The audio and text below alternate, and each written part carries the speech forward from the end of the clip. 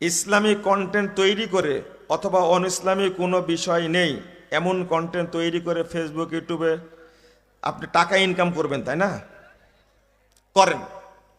এই কন্টেন্টগুলো যদি শরীয়ত বিরোধী না হয়, প্রতারণা যদি না হয়, আপনি ব্যবসা করতে পারেন, ইসলামের জন্য ক্ষতি না হয়, এটা জায়েজ। আমার স্বামী ইসলাম মানে না, সে মাদকাসক্ত, আমার 3টা সন্তান রয়েছে, এই অবস্থাতে আমি কি করব? আপনি ধৈর্য ধারণ করেন, আপনি ধৈর্য ধারণ করেন, আল্লাহ বরকত দেবেন ইনশাআল্লাহ। স্বামীকে বুঝাতে থাকেন। একান্তই যদি না পারেন বা জীবনের হুমকি হয়, তাহলে আপনার পরিবারের সাথে পরামর্শ করে তার থেকে বিচ্ছিন্ন হয়ে যাবেন। একজন মানুষ আগুনে পুড়ে বা পানিতে ডুবে মারা গেলে সে কি শহীদ? জি, আল্লাহ তাকে শহীদের মর্যাদা দিবেন, হাদিসে আসছে। এটা হলো শহীদের মান। জানাজার সালাত কি? কিন্তু সে জীবনে সালাত এবং সিয়াম পালন করে না, ওই কাফেরও আন্দাজে। তৌবা তৌবা, এটাই না আগে লিখবেন আপনি। আরে শুক্রবারে মরে গেলে কবরের আযাব হবে না, তাই বলে কি সরঞ্জিৎ সেন গুপ্ত মারা গেলেও আযাব হবে না? আপনি বুঝেননি কথা? সি সি সি সি, এটা কোনো প্রশ্ন করলেন আপনি? যারা নামাজ পড়ে না তারা কাফের। তারা কি? যারা শুধু শুক্রবারে পড়ে তারাও কাফের, যারা ঈদ পড়ে তারাও কাফের, যারা মাঝে মাঝে পড়ে তারাও কাফের। কথা বুঝতে পারলেন?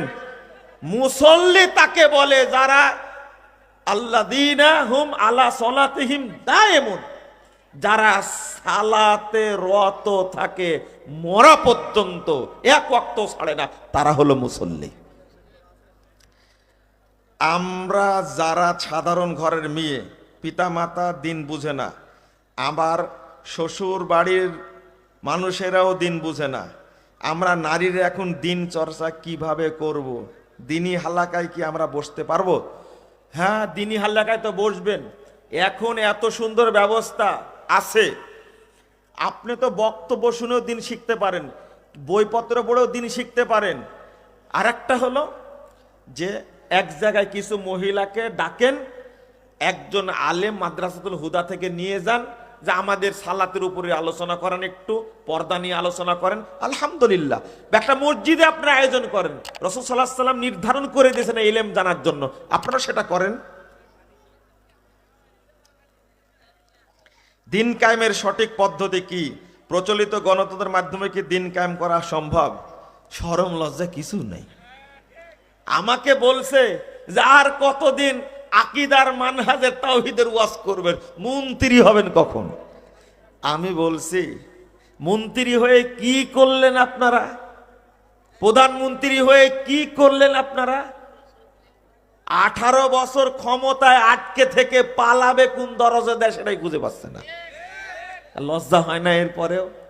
হ্যাঁ, বিএনপির ভাইয়েরা কতদিন থেকে রাজনীতি করছে, স্বৈরাচার এরশাদকে সরাইছে, স্বৈরাচার হাসিনাকে সরাইছে, গণতন্ত্রের সংগ্রাম করছে, কিন্তু 87-88 বছরের একটা মহিলা, বৃদ্ধা মহিলা, প্রেসিডেন্ট জিয়াউর রহমানের স্ত্রী, চিকিৎসার জন্য দেশের বাহিরে পাঠাবে, তাই পারল না। তাহলে এরা রাজনীতি গণতন্ত্র করে কি করলো? বুঝেননি কথা? শুনতে চাচ্ছেন আমার কাছ থেকে? হ্যাঁ, কি লাভ করলেন আপনারা? জামাত ইসলামের ভাইয়েরা রাজনীতি করতে করতে 1941 সাল থেকে রাজনীতি করতে করতে এমন রাজনীতি করা করলো, এই হাসিনা বড় বড় নেতাকে প্রকাশ্যে ফাঁসির মঞ্চে ঝুলায় মারলো, খেতাও ছিটতে পারেনি। কি করবেন এই রাজনীতি দিয়ে? আবার প্রশ্ন করছেন দিন কায়েমের সঠিক পদ্ধতি কি, তাই না? ভ্রান্তির বেড়া দিলে একামতে দিন বইটা পড়ে দেখেন। দিন কায়েম হবে রাসূল সাল্লাল্লাহু আলাইহি সাল্লাম এবং 4 খলিফা সাহাবায়ে কেরামের আদর্শের আলোকে। গণতন্ত্র, সমাজতন্ত্র, ধোঁকাতন্ত্র, গুন্ডাতন্ত্র, খুনতন্ত্র, গুণতন্ত্র এগুলো কিচ্ছু থাকবে না। বাংলাদেশ থেকে সব বিদায় দিবে ইনশাআল্লাহ। তাওহীদই প্রতিষ্ঠিত হবে ইনশাআল্লাহ। লজ্জা হবে কি আপনাদের? হবে না? বুঝেন না মনে আমার কথা, তাই না? এত সুবানি খাওয়ার পরে আবার বলছেন ভোট দিবেন, মন্ত্রী হবেন। আসলে বাংলাদেশের মানুষের লস যায় নাই।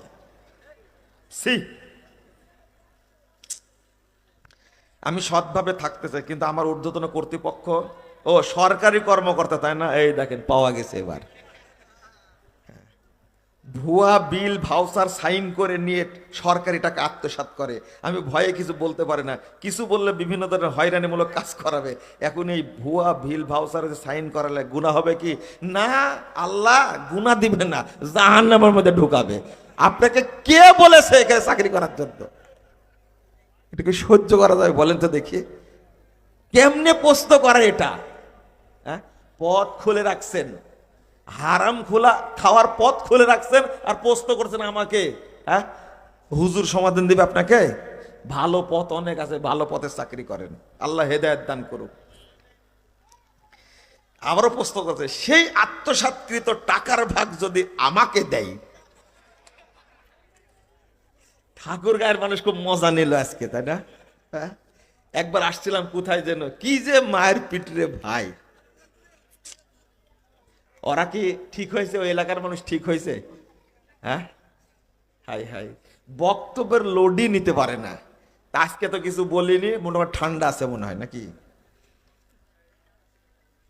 জানাজার সালাত কি জুতা পরে আদায় করা যাবে? গোরস্থানে কি জুতা পরে যাওয়া যাবে?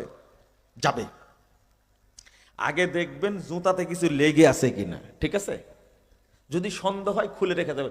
নাসিরুদ্দিন আলবানী রহিমাহুল্লাহ এটা নিয়ে আলোচনা করেছেন। কিন্তু হাদিস কি, যখন মাটি দিয়ে ফিরে আসছিলেন তখন মাইয়েতকে জবাব শুরু করে দিয়েছে, সোয়াল জবাব, তখন জুতার পায়ের জুতার শব্দ শুনতে পাচ্ছিল। এই হাদিসটা কি জানেন আপনারা? হ্যাঁ, সহিহ বুখারীর হাদিস। কেন জানবেন না এটা? রাসূল সাল্লাল্লাহু আলাইহি ওয়াসাল্লাম বলছেন যে মাইয়েতকে এত দ্রুত হিসাব নিকাশ নেওয়া শুরু হয় মাইয়েতের, যে কবর দিয়ে মুসল্লিরা যখন পায়ে হেঁটে আসে তখন মাইয়েত কবর থেকে জুতার শব্দ শুনতে পায়। বুঝেছেন কথা? জুতা পায়ে দিয়ে যাওয়া যাবে? যাওয়া যাবে। জুতা পায়ে দিয়ে নামাজও পড়া যাবে, কোনো সমস্যা নাই। জাযাকুমুল্লাহ খায়রান ওয়া বারাকাল্লাহু ফিকুম। আল্লাহ কবুল করুক। সে আপনি কিছু বলবেন? যে সভাপতি সাহেব সমাপনী ভাষণ দেবেন, তবে ধৈর্যটা খুব কম আপনাদের। আপনাদের আগের অভ্যাসই থেকে গেছে। এই যে দোয়াটা পড়া হবে এখন বসে থাকা অবস্থায়, এটা কি হবে এখন? এখন কি হবে বলেন দেখি?